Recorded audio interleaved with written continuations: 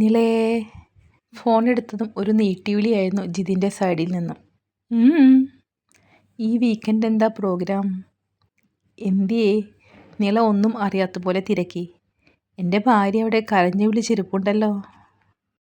"അപ്പോൾ നിങ്ങൾ കാര്യമായി എന്തോ ചെയ്തിട്ടുണ്ടല്ലോ. എൻ്റെ ചേച്ചിക്ക് ചോദിക്കാനും പറയാൻ ആരും ഇല്ലെന്ന് കരുതല്ലേ?" കാര്യമായ എന്തോ ഉണ്ടല്ലോ, അതല്ലേ നീ വഴിതിരിച്ചു വിടാനുള്ള നമ്പർ ഇടുന്നത്." "അത് ശരി, നിങ്ങളല്ലേ പറഞ്ഞത് നിങ്ങളുടെ ഭാര്യ കരഞ്ഞ് വിളിച്ചിരിപ്പുണ്ടെന്ന്." "ഞാൻ എൻ്റെ ഭാര്യയെ നല്ലോണം നോക്കുന്നുണ്ട്. അവൾക്കൊരു തല തെറിച്ച അനിയത്തിയുണ്ട്. അവൾ കാരണം എൻ്റെ പെണ്ണിന് കരഞ്ഞ് വിളിച്ചിരിക്കാനാണ് നേരമുള്ളൂ." "ഇത്ര വലിയ ഡയലോഗ് അടിക്കാൻ മാത്രം സീനുണ്ടോ അവിടെ?" "നിൻ്റെ സാറ്റർഡേയിലെ പ്രോഗ്രാം പറയൂ, എന്നിട്ട് പറയാം സീൻ വലുതോ ചെറുതോ എന്ന്." "ജിതിനേട്ടാ പ്ലീസ്, കാര്യം പറഞ്ഞില്ലേ, ഞാൻ വരണം അങ്ങോട്ട്." "വേണ്ട, കാര്യം പറയാൻ അതിന് ചേച്ചി സമ്മതിച്ചില്ല, അപ്പോഴേക്കും ബഹളം വെച്ചില്ലേ."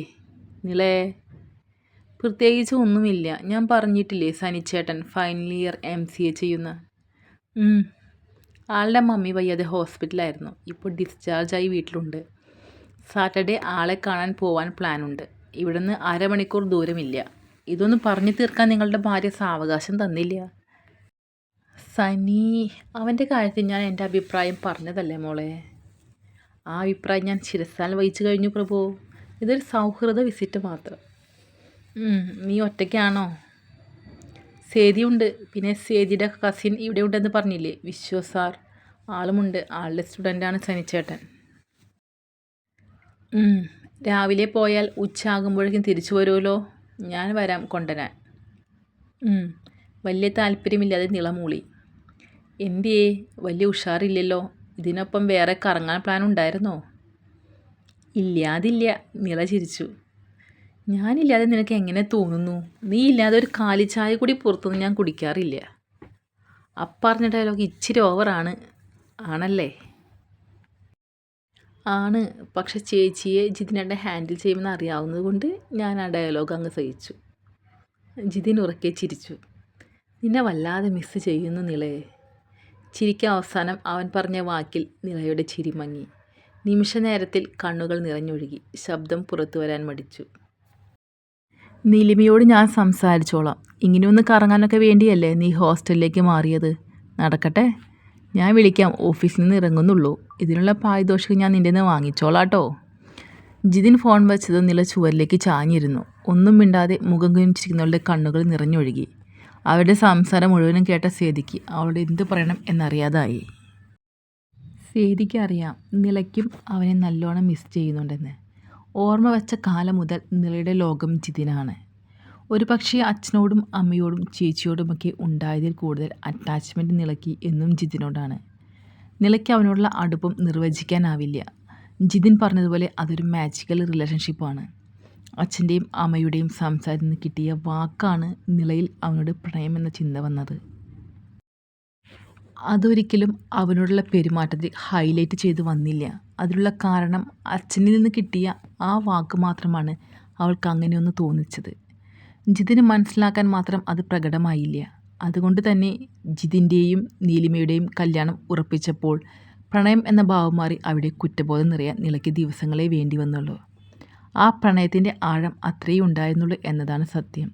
പക്ഷേ അതിലും വലിയ മടങ്ങ് ആഴമുണ്ട് അവളിലെ കുറ്റബോധത്തിന്. അതിനാൽ തന്നെയാണ് പഴയ പോലെ ജിതിനോടടുക്കാൻ അവൾക്ക് ആവാത്തത്. പക്ഷേ ജിതിനിൽ നിന്ന് അകന്നു നിൽക്കുന്തോറും നിലയ്ക്ക് സങ്കടം കൂടാണ്. അവൾ ഉള്ളിലൊതുക്കുന്ന സങ്കടത്തെ അകറ്റാനാണ് സേതി ശ്രമിക്കുന്നത്. അതിനവൾക്ക് സ്ട്രോങ് ആയൊരു കൂട്ട് ആവശ്യമാണ്. വിശ്വജിത്തിലേക്ക് അവളെ അടുപ്പിക്കാനാണ് സേതി നോക്കുന്നത്. അതിനായാണ് സനിയുടെ വീട്ടിലേക്ക് പോകാൻ അവനെ കൂടി വിളിച്ചതും. "നിലേ." അവളുടെ ഇരിപ്പ് കണ്ട് സേതി അവളുടെ കയ്യിൽ തട്ടി വിളിച്ചു. നില വേഗം മുഖം തുടച്ചു. "എനിക്കും നല്ലോണം മിസ് ചെയ്യുന്നുണ്ട് ജിതിനേട്ടനെ. നീ തെറ്റിദ്ധരിക്കല്ലേ. വേറെ ഇഷ്ടമൊന്നുമല്ല കേട്ടോ.